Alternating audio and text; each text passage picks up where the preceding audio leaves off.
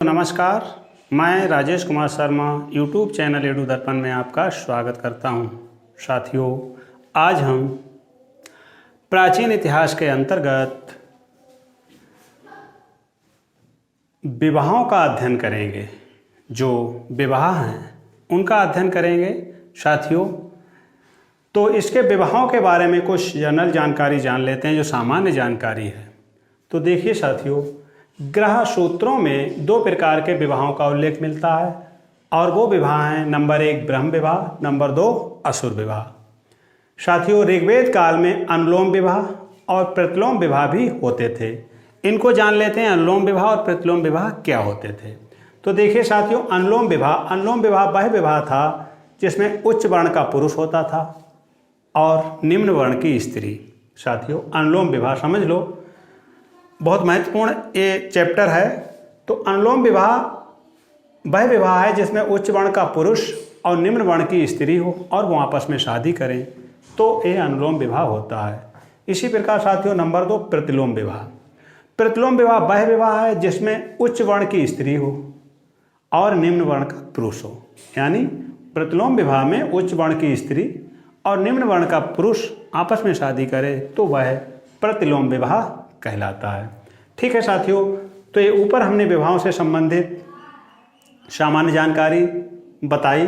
इसके बाद मनुस्मृति में 8 प्रकार के विवाहों का उल्लेख मिलता है, जो निम्न प्रकार हैं। वैदिक कालीन विवाह 8 प्रकार। तो साथियों, जो मनुस्मृति में विवाहों के 8 प्रकार बताए गए हैं उन्हें वैदिक कालीन विवाह कहते हैं। अब देखिए साथियों, 8 प्रकार के विवाहों का हम अध्ययन सूत्रबद्ध तरीके से करते हैं। ये बहुत महत्वपूर्ण है, इसे समझो। तो साथियों, इस 8 प्रकार के विवाहों में भी 2 कैटेगरियां हैं। एक कैटेगरी है साथियों प्रशंसनीय विवाह,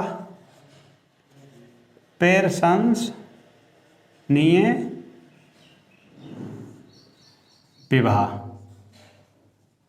ये कितने हैं? 4। और नंबर 2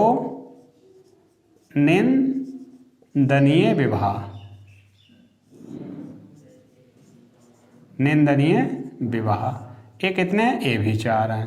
तो ये साथियों, जो मनुस्मृति में 8 प्रकार के विवाहों का वर्णन है, इनकी भी 2 कैटेगरियां हैं। एक कैटेगरी है प्रशंसनीय विवाह 4 और दूसरी निंदनीय विवाह 4। अब हम इसे प्रशंसनीय और निंदनीय विवाहों को सूत्रबद्ध तरीके से अध्ययन करेंगे। तो देखिए साथियों, प्रशंसनीय विवाह 4 प्रकार। इसके लिए सूत्र है हमारे पास पडाव। क्या है सूत्र साथियों? पडाव। अब देखिए सूत्र क्या है? PDAB, पडाव। इसको हम इस तरह लिख लेते हैं, PDAB। क्रम देख लेते हैं, 1 2 3 4, यानी 4 प्रकार के विवाह जो हमारे प्रशंसनीय हैं उनके लिए सूत्र है पडाव। क्या सूत्र है साथियों? पडाव। देखिए, पडाव सूत्र के तहत अब हम इसको फुल फॉर्म कर लेते हैं। तो P से प्रजापति विवाह, D से दैव विवाह, A से आर्ष विवाह और B से ब्रह्म विवाह। अब हम इनको फुल फॉर्म हमने कर लिया पडाव को। अब इसको देख लेते हैं, प्रजापति विवाह क्या है, दैव विवाह क्या है, आर्ष विवाह क्या है, ब्रह्म विवाह क्या है, इनकी विधि क्या है, इनसे संबंधित तथ्य क्या है। तो देखिए साथियों, प्रजापति विवाह वह विवाह है जिसमें बिना लेन देन के योग्य वर से कन्या का विवाह किया जाता है, वह प्रजापति विवाह कहलाता है। इसी प्रकार अगला है दैव विवाह। ये प्रशंसनीय विवाह है साथियों।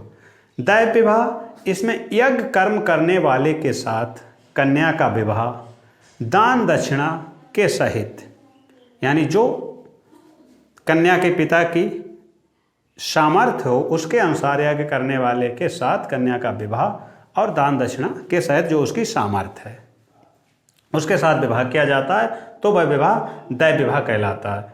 फिर आता है आर्ष विवाह। आर्ष विवाह में साथियों कन्या के पिता को वर, यानी कन्या के पिता को वर एक जोड़ी बैल प्रदान करता है। क्या करता है? एक जोड़ी बैल प्रदान करता है साथियों। यानी इसमें जो है, जो वर है वो कन्या के पिता को एक जोड़ी बैल देता है और वह आर्ष विवाह कहलाता है। ब्रह्म विवाह, इसमें साथियों ब्रह्म विवाह में समान वर्ण में विवाह कन्या का मूल्य देकर, ये समान वर्ण में ये जो ऊपर अनुलोम प्रतिलोम की बात आई थी, ये अनुलोम प्रतिलोम नहीं, समान वर्ण में। यदि उच्च वर्ण का पुरुष है तो उच्च वर्ण की महिला भी, यदि निम्न वर्ण का पुरुष है तो निम्न वर्ण की महिला भी, यानी समान वर्ण में विवाह कन्या का मूल्य देकर, तो वह विवाह ब्रह्म विवाह कहलाता है। ठीक है साथियों, तो पड़ाव के सूत्र द्वारा हमने प्रजापति विवाह, दैव विवाह, आर्ष विवाह और ब्रह्म विवाह का अध्ययन किया सूत्रबद्ध तरीके से। पड़ाव सूत्र याद रखिए, प्रशंसनीय विवाह आपको अपने आप याद रहेंगे। इसके बाद आता है नंबर 2 निंदनीय विवाह। तो निंदनीय विवाह भी 4 प्रकार के हैं साथियों। इनके लिए सूत्र क्या है? इनके लिए सूत्र है हमारे पास पराग।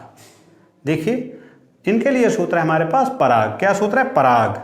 तो पराग में क्या है साथियों? देखिए, पराग को हम PRAG, पराग, इस तरह 4 अक्षर हैं, तो PRAG पराग, क्रम 1 2 3 4। अब पराग को फुल फॉर्म कर लेते हैं। तो P से पैशाच विवाह, R से राक्षस विवाह, A से असुर विवाह और G से गांधर्व विवाह।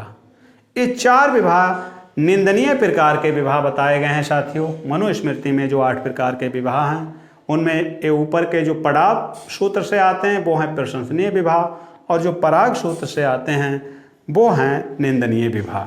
अब इनको हम देख लेते हैं, विवाह इनके संबंधित तथ्य क्या हैं। तो देखिए साथियों, पैशाच विवाह। पैशाच विवाह वह विवाह है, यह प्रायः विश्वासघात द्वारा किया जाता था। धोखे से किसी कन्या के साथ बलात् संबंध बना के और उसके साथ विवाह का दबाव बनाना, तो साथियों ये पैशाच विवाह की श्रेणी में आता है। यह प्रायः विश्वासघात के द्वारा किया जाता है, धोखे से। ठीक है साथियों, इसके बाद आता है राक्षस विवाह। राक्षस विवाह को दूसरा जो है नाम छात्र विवाह भी है। इसको छात्र यानी क्षत्रिय विवाह भी कहते हैं, जो छात्र विवाह है। इसमें क्या होता है साथियों? पराजित राजा पुत्री, पराजित राजा की पुत्री, बहन, पराजित राजा की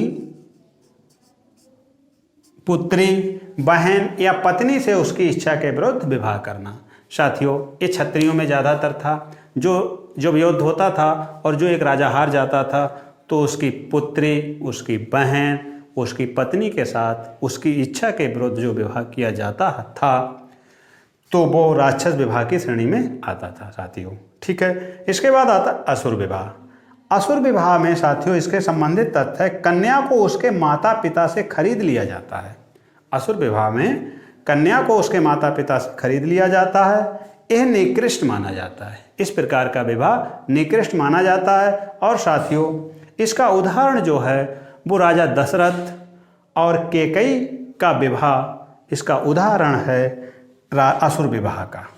क्या है साथियों उदाहरण? राजा दशरथ और कैकेयी का जो विवाह था वो असुर विवाह की श्रेणी में आता है, कि कन्या को उसके माता पिता से खरीद लिया जाता है। ये निकृष्ट माना जाता है।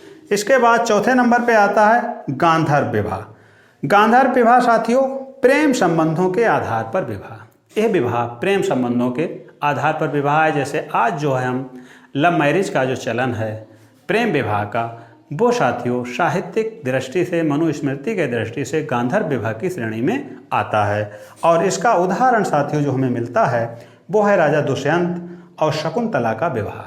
ये राजा दुष्यंत और शकुंतला का विवाह साथियों गांधर्व विवाह था, जिसे आज की परिप्रेक्ष्य में हम लव मैरिज या प्रेम विवाह कह सकते हैं। तो साथियों ये 4 विवाह निंदनीय हैं और ये 4 प्रशंसनीय हैं। इसको याद करने का बहुत सरल तरीका है कि हम कैसे पता करें कौन सा विवाह निंदनीय है, कौन सा प्रशंसनीय है। तो आपको मात्र 2 शब्द याद रखने हैं। पड़ाव शब्द याद रखना है। पड़ाव में आपके प्रजापति विवाह, दैव विवाह, आर्ष विवाह और ब्रह्म विवाह ये आपके प्रशंसनीय विवाह हैं। इसी प्रकार पराग शब्द जो है, पराग को याद रखेंगे तो पराग में पैशाच विवाह, राक्षस विवाह, असुर विवाह, गांधर्व विवाह ये आपके निंदनीय विवाह हैं। तो साथियों विवाहों से संबंधित जो भी सामान्य तथ्य थे या जो भी हमें तथ्य मिले, हमने इस वीडियो में सभी को सम्मिलित करने का प्रयास किया है साथियों आपको समझ में आ रहा होगा मैं सोचता हूँ। और इसका आप स्क्रीनशॉट ले लीजिए, इसे बैठ के आप अध्ययन कीजिए आराम से। मेरे चैनल को सब्सक्राइब कर लीजिए, जिससे मैं जो भी वीडियो डालूँ उसका नोटिफिकेशन आपको सबसे पहले मिलता रहे। तो साथियों इसी के साथ नमस्कार, अगले वीडियो में फिर मिलते हैं।